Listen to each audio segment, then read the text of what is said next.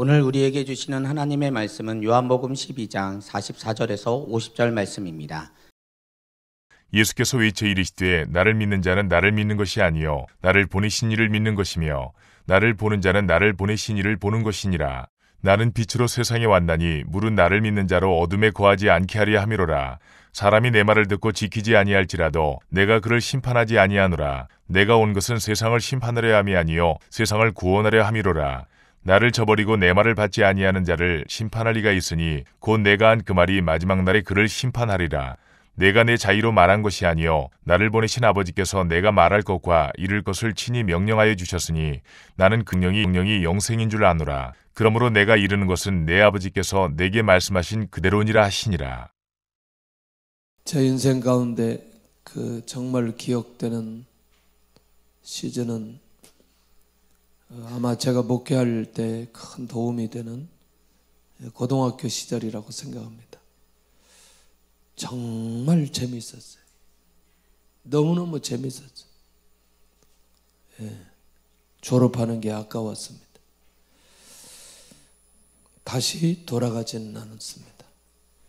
근데 그때 고등학교 3학년 때 담임선생님을 잘 만났습니다. 나이는 저희하고 6살 차이 났습니다. 어떻게 이분은 대학을 졸업하고 군대를 갔다가 바로 와가지고 국사 선생님인데 저희하고 그렇게 호흡을 많이 해주시고 그 다음에 저희 반을 아주 기가 막힌 공동체로 만들어 주셨습니다. 격이 없이 대화하게 해주셨고 참 좋은 것을 많이 보여주셨습니다. 얼마나 감사한지. 사람에게는 기회가 많이 있는 것 같지만 기회가 많이 있지 않다는 걸 우리가 꼭 기억하고 되돌아갈 수 없다는 게 너무나 안타까운 거죠. 저는 이 실화를 하나 좀 얘기하려고 합니다. 미국의 마이애미 도시에 데이드 카운트 법정에서 실제로 일어났던 상황입니다. 판사는 글레이저, 죄수는 푸스, 두 사람이 마주하게 됩니다. 근데 이제 이 부스라는 사람이 그 집을 털어서 이제 뭐 이렇게 도둑질해 가는 도둑질 잡범인데 이 부스가 판사를 딱 보면서 판사를 알아본 거예요. 그리고 오열하기 시작하는 거예요. 통곡하기 시작합니다. 이 사람이 사람을 알아봤는데 무슨 이 통곡이 왜 그럴까? 판사도 혹시 그대가 부스라는 사람이 맞느냐고 물어봅니다. 맞다고 얘기합니다. 그래서 판사가 물어봅니다. 혹시 노틸러스 중학교에 다닌 적이 있느냐고 물어봅니다. 다닌 적이 있다고 얘기합니다. 이 둘이는 친구였습니다. 그 질문에 세상에 이럴 수 있느냐고 하고 또 하염없이 눈물을 흘리기 시작합니다. 그리고 그 판사는 이렇게 말합니다. 나의 친구 당신을 여기서 보게 되어서 너무나 유감이다. 너무나 유감이다. 내가 알고 있는 당신은 정말 친절하고 멋있고 또 풋볼을 좋아하는 사람이었는데 어쩌다 여기에 왔느냐고 합니다.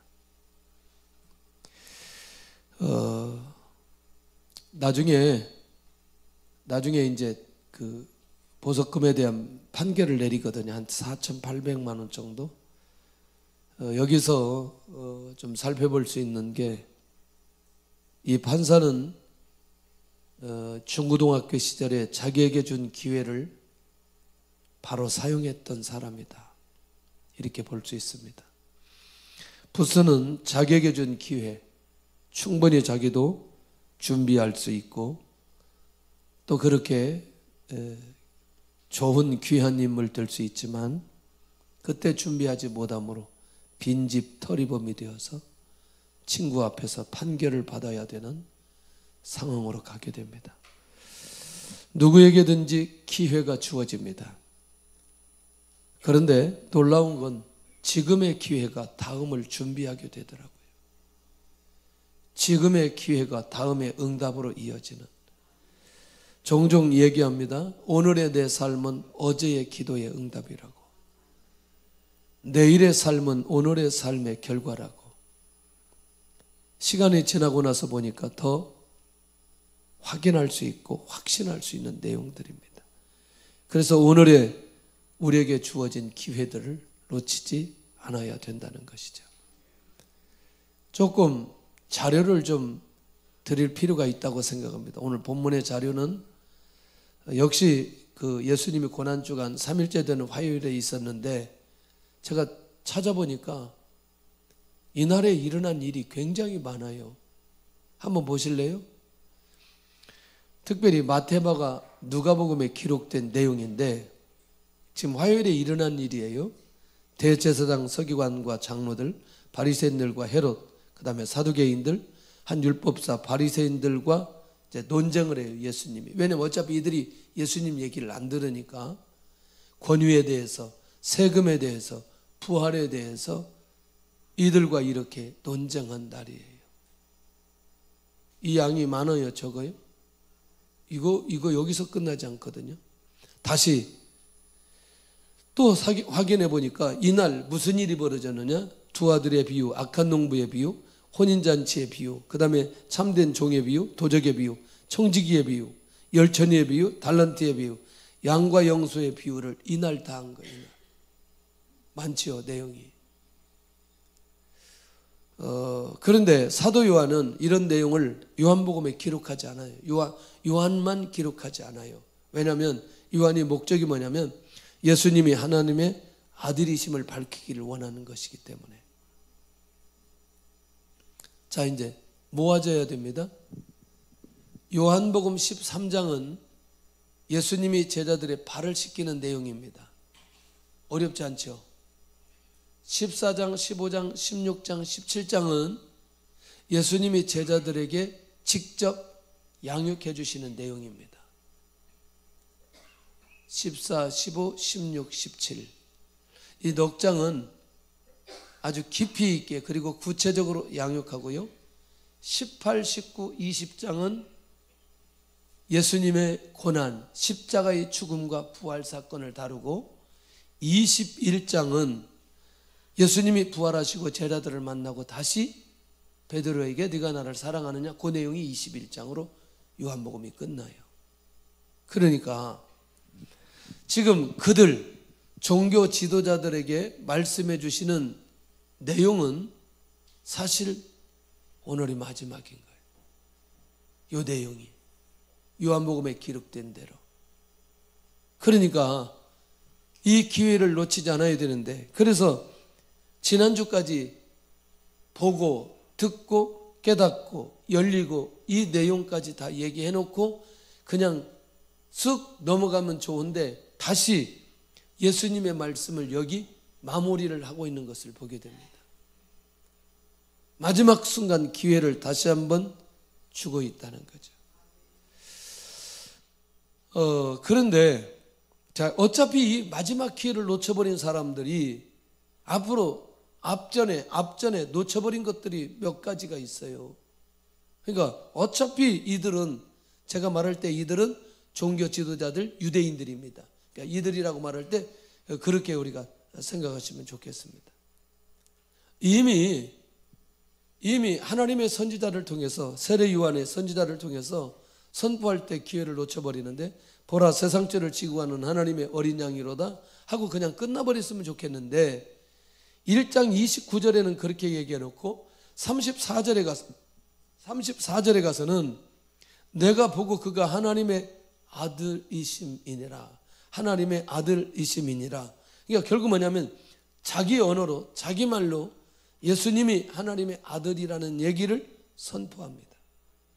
결국 구약의 마지막 선지자 세례 요한이 예수님이 메시아의 되심을 선포하는데 중요한 건 이게 안 들렸다는 거죠. 첫 번째 사건입니다.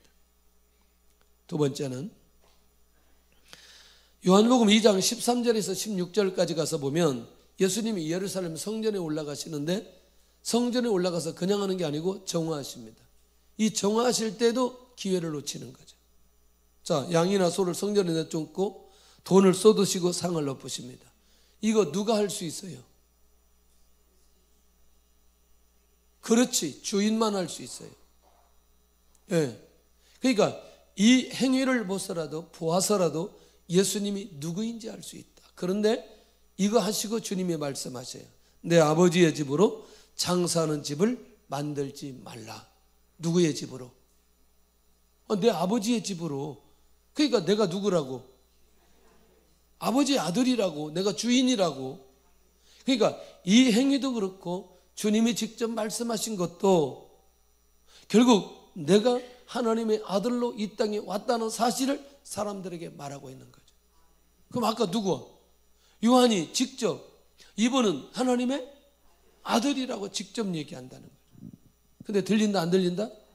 안 들린다. 기회를 놓쳐버린다는 거예요. 그러니까 예수님이 하나님의 아들이라는 분명한 메시지를 선포하는데도 이들이 그 기회를 놓쳐버린다는 거예요. 자, 세 번째. 요한복음 3장에 니고데모가 관원인데 예수님을 찾아온 건 기억하시죠? 그 다음에 그 대화가 쭉 진행되다가 그 거듭남에 대한 얘기를 하다가 그 다음에 어디까지 가냐면 모세 얘기까지 가거든요. 그때 예수님이 모세가 광야에서 뱀을 든 것 같이 인자도 들려야 하리니. 그러면 인자 얘기를 할 때 여기에서 뱀은 누구를 예표한다? 예수님을 예표한다. 예수님을. 그러니까 이는 그를 믿는 자마다 뭘 얻게 하기 위해서? 영생을 얻게 하기 위해서. 그 인자라고 말할 때 인자는 예수님 자신을 얘기하는 것이고, 이는 그를 믿는 자마다 말할 때 이는 그를 믿는 자다. 그가 누구냐면 예수님이니까 예수님이 직접 나를 믿어야 영생을 얻는다는 얘기를 하셨거든요. 이 얘기가 들려야 된다는. 자, 다시 신구약 전체 중에 예수님 믿고 가장 기본적으로 읽어야 될 것을 요한복음이라고 얘기하고, 요한복음도 요한복음 3장을 열려야 된다고 얘기하고 3장에서도 16절이 요절이라고 얘기했습니다. 신구약 전체. 그런데 그 요절을 얘기하기 전에 주님이 먼저 모세에 관한 얘기를 하시거든요. 결국 궁극적으로 누구 얘기냐면 예수님 얘기이고, 그리고 예수님 얘기를 하신 이유는 예수님을 믿어야 영생이 그에게 주어지기 때문에 예수님이 이걸 소개한단 말이죠. 들린다 안 들린다? 안 들린다. 기회 놓친다는 거예요. 모세의 뱀은 그리스도를 예표하고 영생을 주시기 위한 기회라고 얘기하는데 이것에 관심이 없다는 거죠. 관심이 없다. 네 번째 사건입니다. 사마리아 여인이 예수님에 대해서 증언할 때도 기회를 놓쳐버립니다. 자, 사마리아 여인이 동네에 들어가서 뭐라고 말하냐면 이렇게 말합니다. 내가 행한 모든 일을 내게 말한 사람을 와서 보라. 자, 주목해야 됩니다. 내가 행한 모든 일을 내게 말한 사람을 와서 보라. 이 말은 무슨 말이냐면 남편 데려오니까 남편 없다고 얘기하거든요. 예수님이 뭐라고 얘기해요? 내 남편이 몇 명 있었다고? 5명 있었다고 얘기를 하거든요. 그러니까 이 사건이 사마리아 여인이 예수님이 누구인가에 대해서 마음의 문을 열고 예수님이 메시아라는 사실을 주님이 말씀하실 때 그대로 믿어버린 사람이에요. 이 사건 때문에. 지난주에 37절 한번 보세요. 37절 시작. 이렇게 많은 표적을 그들 앞에서 행하셨으나 그를 믿지 아니하니. 그러니까 그러면 예수님이 이 땅에 오셔서 표적을 보여주신 결정적인 이유는 무엇이다?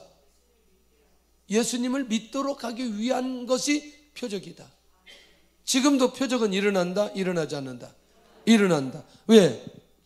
예수님 믿도록 하기 위해서.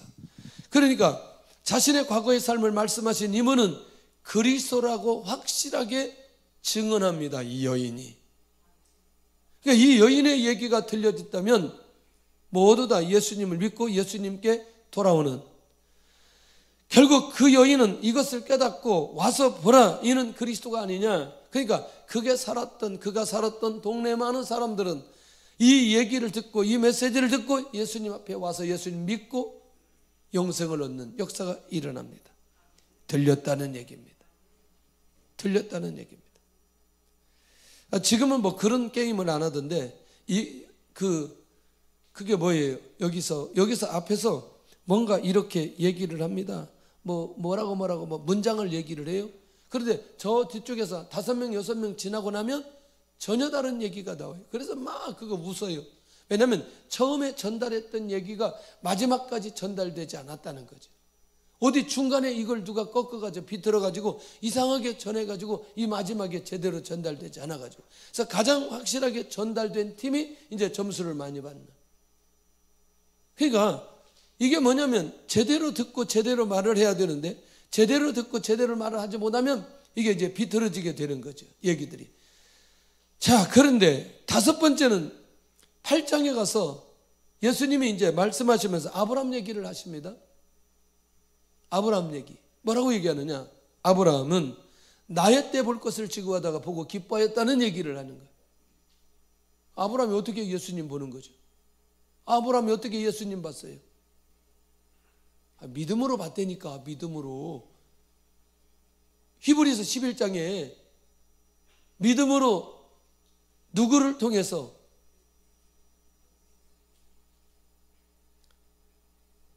애들한테 공부한다고 말하지 마세요. 수도 없이 얘기했는데 이삭을 잡아서 하나님께 드릴 때 그 그리스도의 언약을 이루도록 하기 위해서 이 이삭을 제 가운데서 살아날 것을 믿고 이삭 드렸다, 그 얘기인 거죠. 그러니까 믿음으로 누구를 바라봤다? 예수님 바라보고 볼 것을 즐거워하다가 보고 기뻐하였다, 이렇게 말해요. 그러니까 사람들이 그 말을 받아야 되는데, 그러면 아브라함이 나기 전부터 내가 있느니라 이렇게 말씀하시는데, 아브라함이 나기 전부터 있느냐? 이거부터 질문 던진단 말이에요. 그러니까 내가 나기 전부터 내가 있느니라, 그 말은 뭐냐면 내가 하나님이고 하나님의 아들이고 내가 메시아라는 사실을 선포하고 있는 내용이란 말이죠. 안 들린다는 거죠. 안 들린다. 그런데 이들은 메시아를 믿지 않고 돌을 들어 예수님을 이때 치려고 달려듭니다. 이때 이제 본격적으로 이제 예수님에 대한 공격이 시작되죠. 그런데 마지막은 뭐냐면 나사로 부활 사건을 직접 목격하면서도 기회를 놓치는데, 이게 이제 나사로만 살린 게 아니고 지난번에 계속해서 우리가 확인해 보니까 야이로의 딸이나 나인성 과부의 아들이나 이 내용들을 쭉 살펴보면 이 표적도 결국에는 예수님을 믿도록 하는 게 목적인데, 사람들이 예수님을 믿는 것 때문에 이 로마인들에게 땅과 민족을 빼앗아가리라는 염려 때문에 믿지 않거든요. 그래도 이 사람들이 못 알아들으니까 이렇게 얘기하죠. 한 사람이 죽어서 온 민족이 망하지 않게 되는 것이 하나님의 계획인데 이 얘기를 그렇게 해도 들리지 않는다. 뭔 얘기가 아니라 11절 얘기고 얼마 전에 얘기해요. 자, 이때 사람들은 이때부터 본격적으로 예수님을 어떻게 죽이려고 모의하겠어요. 자, 드디어 그럼에도 불구하고 한 번 더 기회를 주십니다. 우리 주님이 한 번 더. 그러니까 믿는 자들에게 기회가 되는 복음이고 이들에게 이 마지막 기회를 한 번 더 주는데, 그 한 번 더 주는 그 기회가 뭐냐? 나를 믿는 자는 나를 보내신 이를 믿는 것이라. 44절 한번 보실래요? 시작. 예수께서 외쳐 이르시되 나를 믿는 자는 나를 믿는 것이 아니요 나를 보내신 이를 믿는 것이며. 외쳐 이르시되 외쳐 이르시되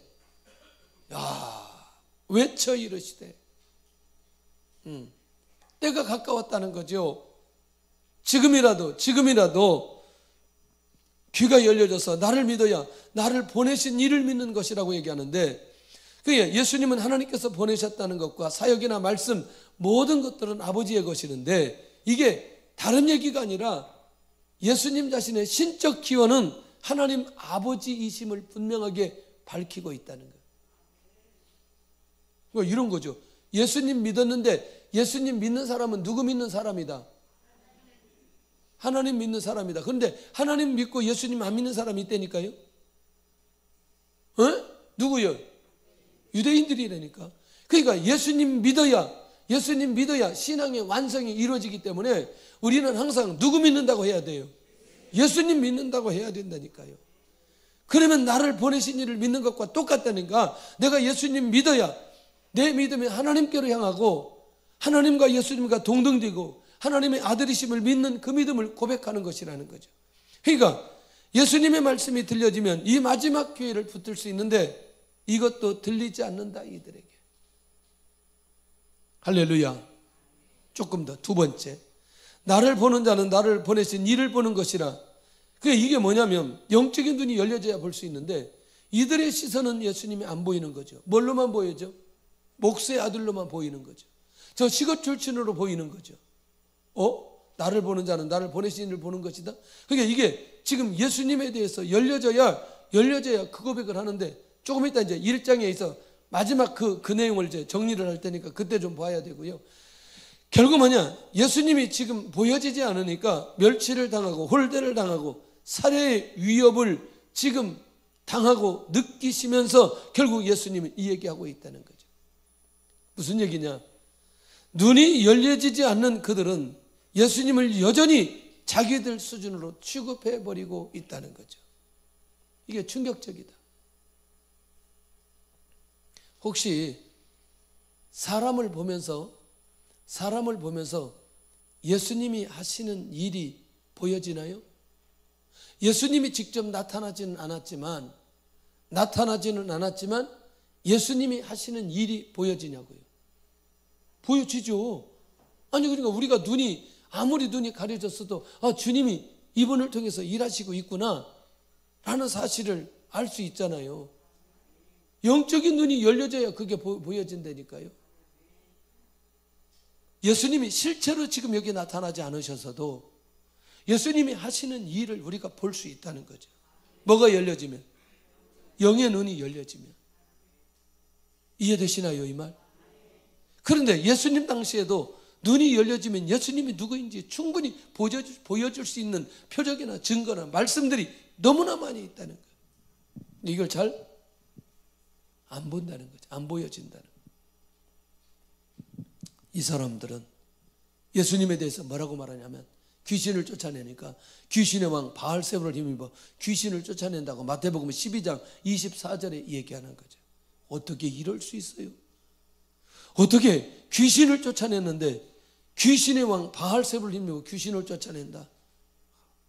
그러니까 이 눈이 열려지면 예수님을 메시아로 믿고 하나님을 볼 수 있는 역사가 일어나는데 이 눈이 열려지지 않는다는, 열려지지 않는다. 할렐루야.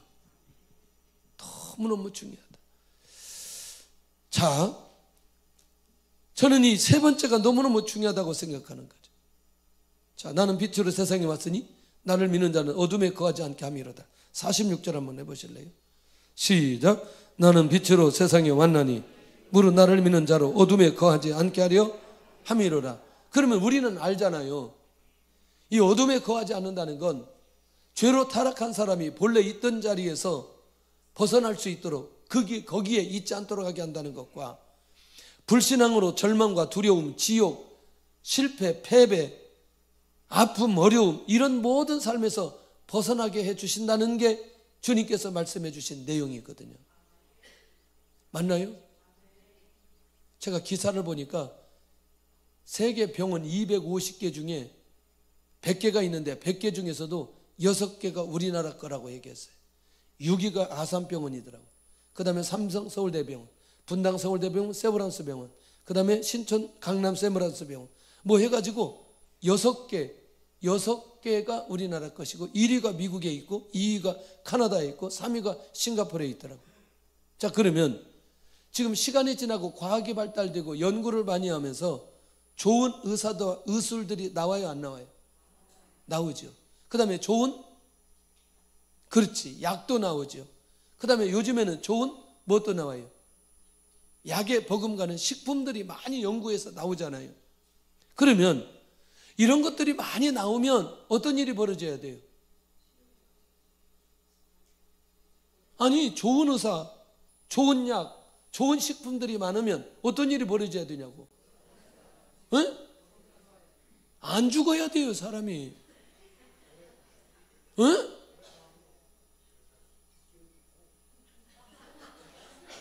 아니, 그러니까 생각보다 많이 안 죽어야 된다니까. 왜냐하면 좋은 의사, 좋은 약, 좋은 식품들이 있으니 근데 죽는 사람들은 여전히 죽어요, 안 죽어요? 죽는다니까. 이게 영적인 문제가 있다는 걸 제가 정확하게 얘기해 드릴게요. 자, 우리 안에 분노, 탐심, 시기, 질투, 원망, 불평, 음란. 자, 이런 것들은 결국 뭐냐면 우리 안에 내가 이것을 해결하지 않는 한 이것은 정말 죄송하지만 제가 얘기한 게 아니고 암 전문의가 어느 날 나와서 얘기를 하는데 이거는 우리 안에 내면적 토양이 암이 자랄 수 있는 토양이라는 거예요. 이거는. 그러니까 우리가 내 안에 있는 이 보이지 않는 영적인 문제를 해결해야 더 이상 뭐가 자라지 못하도록, 다른 세균이 자라지 못하도록 우리가 구조적으로 우리의 몸이 바뀌어질 수 있다. 그런데 이 문제를 누구를 통해서만 해결받을 수 있다? 예수님을 통해서만 해결받을 수 있다. 미움이 있는 사람 다 해결하셔야 돼요. 시기, 질투, 원망, 분노 있는 사람 해결해야 돼요. 네? 왜 예수님 믿고 그걸 그대로 가지고 있느냐는, 주님이 우리에게 어둠에 거하지 않도록 만들어 주신다고 약속해 주셨는데 여전히 그걸. 그런데 이상하지요. 내 안에 그런 게 있다 할지라도 내가 기도하다가 말씀 묵상하다 예배드리다가 찬양하다 주님을 만나는 순간에 내 안에 회복되기 시작해. 사랑하는 마음으로 회복되기 시작하고, 인내하지 못했는데 인내하는 마음으로 회복되기 시작하고, 저 사람을 축복하지 못했는데 축복하는 마음으로 회복되기 시작하고. 할렐루야. 내 안에서 영적인 문제가 해결되니 나도 모르게 육적인 문제도 해결되어지는 기가 막힌 역사가 일어나게 되는. 할렐루야. 그것은 오직 누구를 통해서만, 예수님을 통해서만 해결받을 수 있다. 그러니 이 기회가 우리에게 주어졌을 때에, 오늘 그들에게 주어졌을 때 이걸 놓치지 않아야 될 필요 있는 것 아니냐는. 오늘 이 기회를 놓치지 않기를 바라고요. 예수님 안에서 이 모든 것들이 해결될 수 있기를 원합니다. 할렐루야. 그래서 우리가 신앙생활이 깊어지면 깊어질수록 이 어둠에 거하지 않는 삶으로 가는 이 원리가 무엇인지를 기억하고 빛으로 오신 예수님을 끊임없이 만나 우리의 삶의 변화를 줘야 될 필요가 있다는 것이죠. 지난 금요일 날도 결국 욥에 관한 얘기할 때 사실은 포인트가 뭐냐면 욥의 세 친구 이제 이 세 친구에 대해서 욥이 그들을 놓고 기도할 때 욥의 곤경에서 돌이키시고, 공경에서 돌이키시고, 누구를 위해서 기도할 때? 친구를 위해서 기도할 때. 엘리바스, 빌닷, 소발, 닭발이 아니라고 얘기하고. 자, 그리고 난 이후에 하나님께서 그에게 이전 소유보다 배의 응답을 허락해 주십니다. 놓치지 않았으면 좋겠습니다. 우리에게 응답이 필요합니다. 역사가 필요합니다. 자, 이제 조금 더 요 얘기까지 하고 가야 돼요. 자, 그러면 예수님이 이렇게 계속 얘기하셨어요. 지금 세 가지나 얘기했어요. 나를 믿어라, 나를 보아라, 나를 믿는 자는 어둠에 거하지 않는다. 그러면 한 가지 중요한 건, 지금 이스라엘의 현실은 뭐예요? 지금 여기 성경에 이스라엘의 현실은 누구의 지배를 받고? 그렇지, 로마의 지배를 받고, 그 다음에 지금 어떤 총독이 와서, 로마 총독이 와서 지배를 한단 말이죠. 그러니까 법적으로도 군사적으로도 정치적으로도 지금 이스라엘은 아주 좋은, 아름다운, 행복한 그런 시기예요. 지금 정치적으로도 굉장히 어려운 시기예요. 그러면 예수님이 무슨 얘기 하셔야 돼요? 그렇지, 그 얘기 해야 된다는 거죠. 그런데 단 한마디도 그런 얘기 하셔야 안 하셔요? 안 하신다니까요. 이게 지금 우리의 현실 속에서 정리된다면 놀라운 역사가 일어나게 될 것입니다. 자, 국가적으로, 자, 우리나라 국가적으로, 정치적으로, 경제적으로, 아니, 너무나 국가적으로 하니까 너무나 큰 그림이야. 그냥 개인적으로, 내 개인적으로, 아니, 내 직장이나 사업이나 재정이나 관계나 육체나 뭐 이런 것들, 전부 다 이런 것들이 너무나 많아요. 너무나 많아요. 그냥 차라리 주님이 주님이 내가 그거 치유해 주겠다. 내가 이 돈 문제 해결해 주겠다. 내가 사업 문제 해결해 주겠다. 내 직장 문제 해결해 주고 내 자녀 문제 해결해 주겠다. 이렇게 하면 좋겠는데 그 얘기를 안 하시는 거예요. 그리고 무슨 얘기만 해요? 아니, 나를 믿으라 그런 얘기하고 나 봐라 그런 얘기하고 내가 빛으로 왔다 이 얘기만 계속 안 되니까요. 뭐가 중요하기 때문에? 그렇지, 구원이 중요하기 때문에 이 원리를 안 놓쳐야 된다니까요. 그런데 놀라웠게도 이 구원의 비밀을 깨닫고 살아가는 사람에게 그가 가지고 있는 문제들을 해결하기 시작하는 거죠. 제자들이 능력 달라고 얘기하지 않았는데 능력을 위임해 주어버렸어요. 그래서 사도행전에 가보면 들어가자마자 안진뱅이 일으킵니다. 그러니까 안진뱅이를 일으키는 것도 궁극적으로 뭐 하기 위해서? 구원하기 위해서. 그러니 이 원리가 우리 안에서 열려지면 이 중요한 현실적, 정치적인, 군사적인 이 현실이 있음에도 불구하고 한 번도 언급 안 하셨던 주님이 왜 이 얘기에 그렇게 집중하냐면 영혼 구원이 그 어떤 것보다 가장 중요하기 때문에 주님이 지금 말씀하신다는 거죠. 그러니까 그 일에 쓰임 받으면 그때부터 그 사람과 그 공동체와 그 가정과 그 사업장과 그 직장을 놀라운 방법으로 역사해 주시고 은혜를 내려 주신다는 거죠. 이 감각이 좀 살아있으면 좋겠습니다.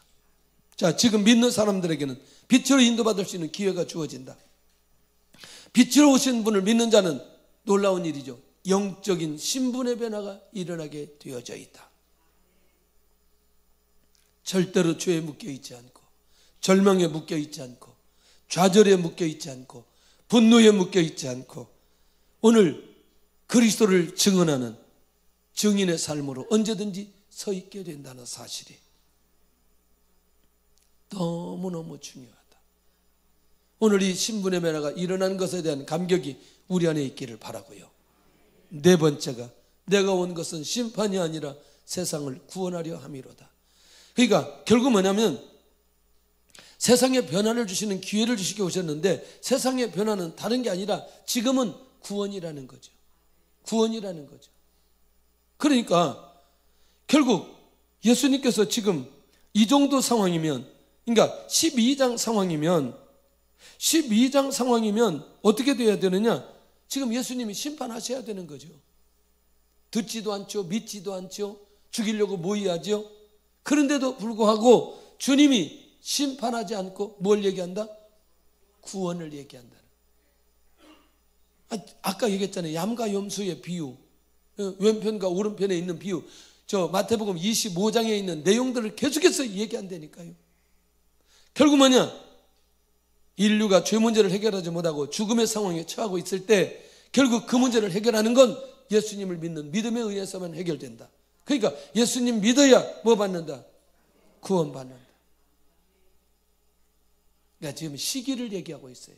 지금의 시기는 어떤 시기다? 구원받을 수 있는 시기다. 시기를 말씀하고 있다는 거예요. 예수님 외에는 죄사함의 기회가 없으며 예수님이 그 일을 위해 오셨다는 것인데 그 다음에 이제 다섯 번째 뭐냐면 심판에 대한 얘기를 하시는 거예요. 왜냐하면 이 심판에 대해서 관심이 많으니까 지금 사람들이. 그런데 마지막 날 심판을 하시는데 이유가 있다면 그것이 예수님의 말씀이 심판의 기준이 될 수 있다. 예수님의 말씀을 듣고 믿고 순종하고 그대로 따라가는 자들에게는 상급이 있지만 예수님의 말씀을 듣고 저버리거나 배반하거나 듣지 않거나 거절하거나 불신앙 속에 있는 자들에게는 무엇이 있을 것이다? 심판이 있을 것이다. 어떤 사람은 그 하나님의 약속에 참여하기도 하고 어떤 사람은 두려운 심판에 떨어지기도 할 거다. 언제? 마지막 날 심판 때. 이제 이게 들리면 지금이라도 뭐 한다? 예수님 믿어야 된다. 그 진짜 이 내용을 한번 예수님이 직접 말씀하셨잖아요. 외쳐 가라사대. 지금 계속 예수님이 외치면서 얘기하는 내용이거든요. 그러면 들려야 된단 말이에요. 들려야 된단 말이에요. 지금이 바로 마지막 날 심판을 피할 수 있는 유일한 기회가 되어진다. 그렇다면 마지막 기회를 놓치지 않으려면 어떻게 해야 되느냐? 예수님의 말씀이 들려져야 된다는 거예요. 예수님은 하나님으로 오신 예수님에 관한 말씀이 들려지면 아버지를 믿는 믿음이 생기게 되는데, 한번 확인해 보니까 마태복음 13장에 왜 안 들려지고 왜 들려질까 봤더니, 길가에 뿌려진 밭이 됐을 때 그 씨앗이, 내가 길가에 토양이 됐을 때 악한 자가 그 마음에 뿌려진 것을 빼앗아가게 된다는, 떨어지기도 전에 내 안에 떨어지기도 전에, 사람들 안에 복음이 떨어지기도 전에 악한 자가 그 마음에 뿌려진 것을 빼앗아가게 된다. 자, 조금 볼게요. 돌밭의 그 토양은 뭐냐? 말씀을 기쁨으로 받지만 환난이나 박해가 오면 쉽게 넘어져 버리는 거예요. 쉽게 넘어져 버리는 거예요. 그러니까 어려움만 오면 쉽게 넘어지는 거죠. 그러니까 자기 뜻대로 되어야 되는 거죠. 근데 자기 뜻대로 되어지는 게 얼마나 있겠냐는 거죠. 자기 뜻대로 되는 게 아무것도 없는 거예요. 안 되게 되어 있는데 그것을 믿음으로 끝까지 하나님께서 원하는 자리까지 갈 때, 그때서야 하나님의 때가 되면 응답해 주시는데, 그래서 우리가 혹시라도 하나님의 말씀을 받기는 맞는데 박해나 환난이 오면 쉽게 무너져 버리고, 쉽게 기도의 자리에 안 오고, 여기 연휴라고 그냥 휴가 가버리고, 지금 여기 성가대도 왜 이렇게 많이 안 보여? 어디 갔어요? 2부 때도 없더라고. 이게 성가대가 몇 사람 많이 빠졌더라고. 연휴라고 어디 여행 가고 말이야. 금요일 날도 안 오고. 그 요즘에 조금 금요일 날도 나오기 시작했는데, 아니 이게 없애버려야 돼. 이거 연휴를 없애버려야 돼. 연휴를 왜 만들어 놔가지고. 아, 그래서 우리가 MT 가는구나. 응. 뭐 그런 건 놔두고, 그러면 아니 우리가 갈 때는 좋아요. 근데 이게 영적으로 우리가 무뎌지면 안 된다는 거죠.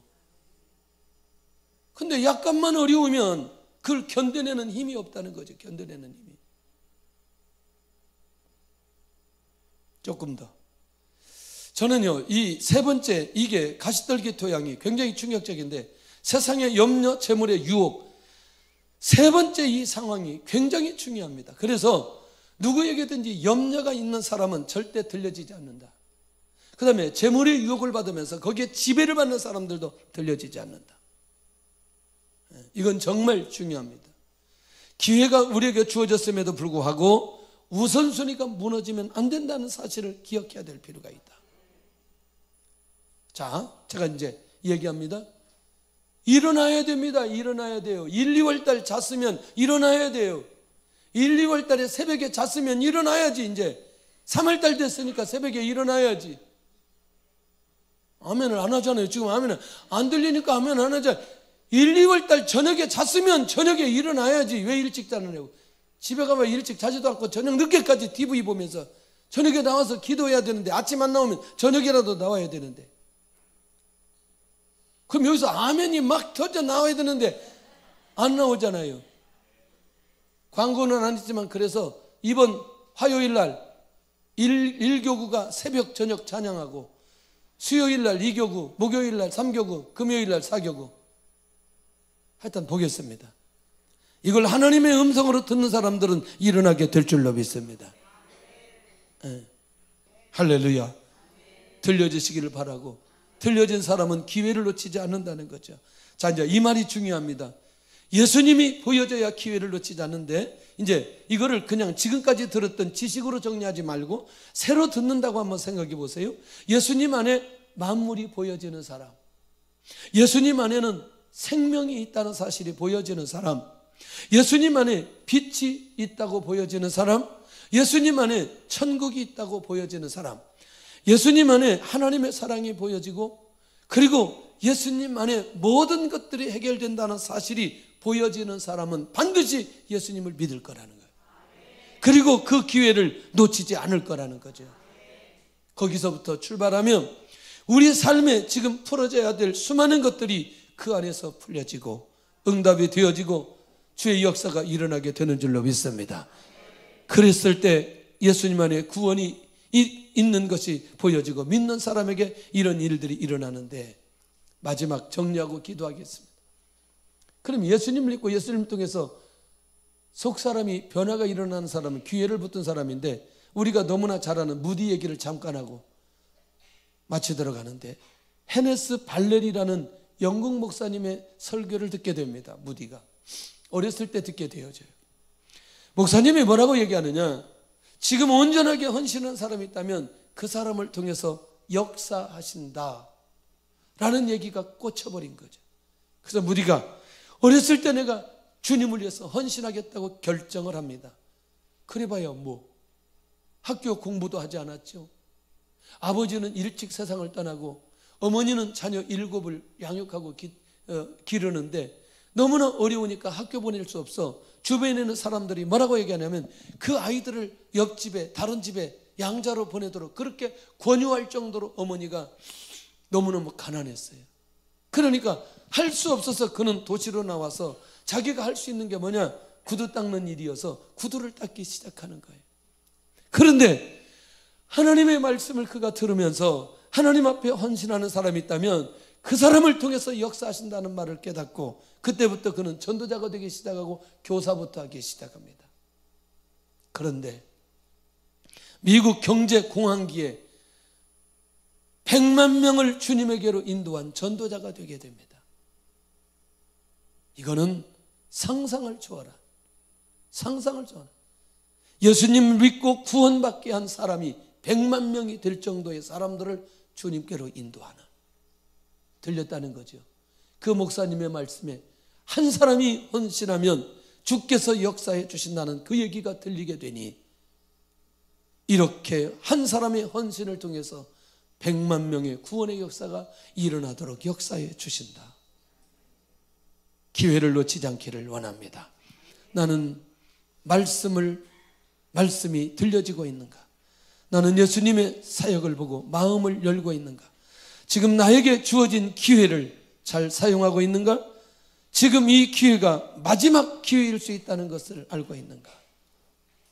어떤 상황 속에서도 그것이 기회가 되어지고 기회가 되어진 걸 놓치지 않기를 원합니다. 찬양하며